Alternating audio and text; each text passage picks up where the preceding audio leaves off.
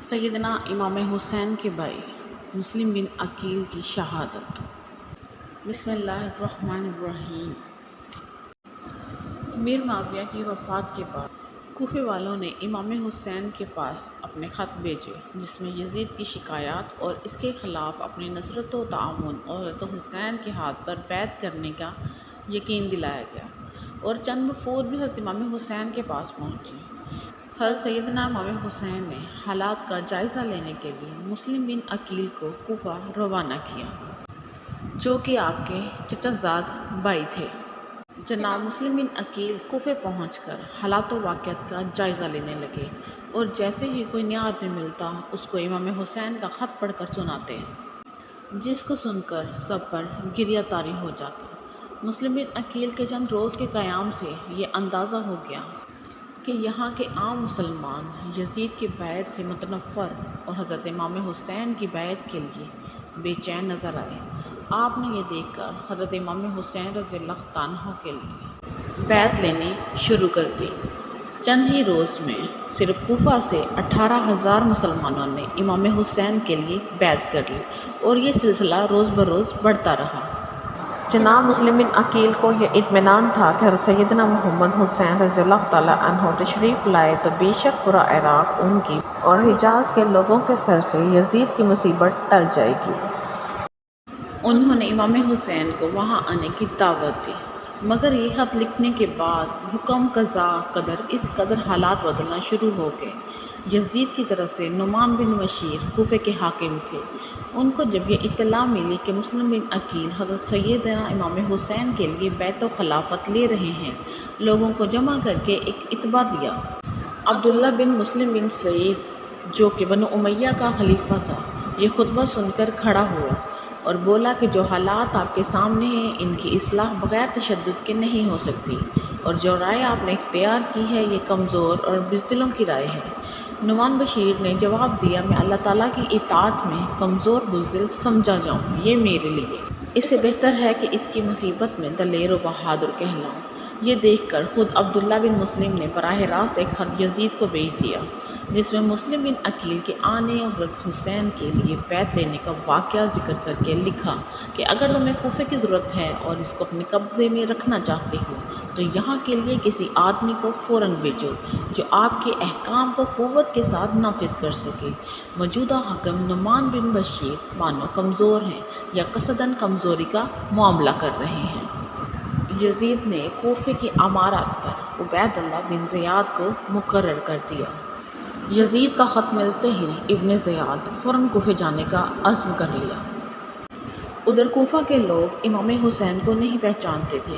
انہوں نے جب ابن زیاد کو دیکھا تو وہ سمجھے کہ یہی امام حسین ہے، تو وہ جہاں سے بھی گزرتا تو لوگ اس کا استقبال کرتے، جس سے ابن زیاد منظر خاموشی سے دیکھ کر دل میں کڑتا رہتا کہ کوفہ پر تو امام حسین کا پورا تسلط ہو چکا ہے۔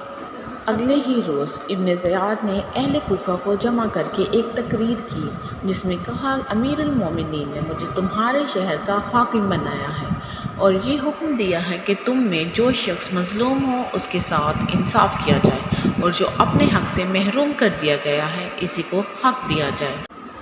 اس کے بعد شہر کے تمام عرفا نمائندوں اور لیڈروں کو خطاب کر کے حکم دیا کہ تمہارے شہر میں جتنے آدمی باہر کے پردیسی ٹھہرے ہیں یا یزید کے مخالف ہیں ان سب کی تفصیلات فوراً میرے پاس پہنچا دو۔ جو شخص ایسے لوگوں کی رپورٹ ہمیں دے گا وہ بری سمجھا جائے گا، اور جو نہ دے گا وہ اپنے پورے حلقے عہد کا ذمہ دار ہوگا۔ مسلم بن عقیل کی گرفتاری کے لیے ابن زیاد نے اپنے ایک دوست کو 3,000 درہم دیے اور اس کام پر مامور کیا کہ مسلم بن عقیل کا پتہ لگائے، اور یوں وہ شخص مسلم بن عقیل کے ہر شخص پر نظر رکھتا اور آتے جاتے ان کی خبر گیری ابن زیاد تک پہنچا دیتا۔ ایک دن مسلم بن عقیل نے بھاگتے ہوئے مجبور ہو کر ایک مسلم عورت کے گھر پناہ لی اور بتایا کہ اس شہر میں میرا کوئی نہیں، کیا تم میرا ساتھ دو گی؟ دوسری طرف ابن زیاد نے بہت سے لوگوں کو جمع کیا اور ایک خطبہ دیا کہ ابن عقیل بے وقوف جاہل نے جو کچھ کیا وہ تم نے دیکھ لیا، اور اب یہ اعلان کرتے ہیں کہ ہم جس شخص کے گھر میں ابن عقیل کو پائیں گے ہمارا ذمہ اس سے بری ہے، اور جو کوئی ان کو پاس پہنچائے گا اس کو انعام ملے گا۔ اور اپنے پولیس کے افسر حسین ابن نمبر کو حکم دیا کہ شہر کے تمام گلی کوچوں کے دروازوں پر پہرا لگا دیں، کوئی باہر نہ جا سکے، اور پھر سب گھروں کی تلاشی لو۔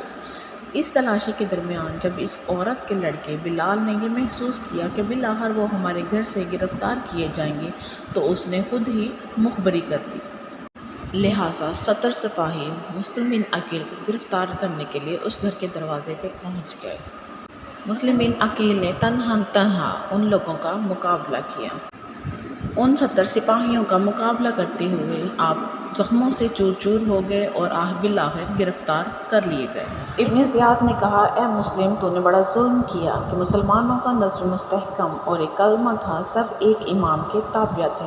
تم نے آ کر ان میں تفرقہ ڈالا اور لوگوں کو اپنے امیر کے خلاف بغاوت پر آمادہ کیا۔ مسلم بن عقیل نے فرمایا کہ معاملہ یہ نہیں بلکہ اس شہر کوفہ کے لوگوں نے خطوط لکھے پر کسر و کیسر جیسی حکومت کرنی چاہی، اسی لیے ہم اس پر مجبور ہوئے کہ عدل قائم کرنے اور کتاب و سنت کے احکام نافذ کرنے کی طرف لوگوں کو بلائیں اور سمجھائیں۔ اس پر ابن زیاد اور زیادہ برافروختہ ہو کر مسلم بن عقیل کو برا بھلا کہنے لگا۔ مسلم خاموش ہو گئے۔ ابن زیاد نے حکم دیا کہ ان کو قصر و عمارات کی اوپر کی منزل پر لے جاؤ۔ وہ تسبیح و استغفار پڑھتے ہوئے اوپر پہنچے اور ابن زیاد کے حکم کے موافق ان کو شہید کر کے نیچے ڈال دیا گیا۔ انا للہ و انا الیہ راجعون۔ مسلم بن عقیل کو قتل کرنے کے بعد ہانی بن عروہ کے قتل کرنے کا بھی فیصلہ کیا گیا۔ ہانی بن عروہ کو بھی قتل کر دیا گیا۔ ابن زیاد نے ان دونوں کے سر کاٹ کر یزید کے پاس بھیج دیے۔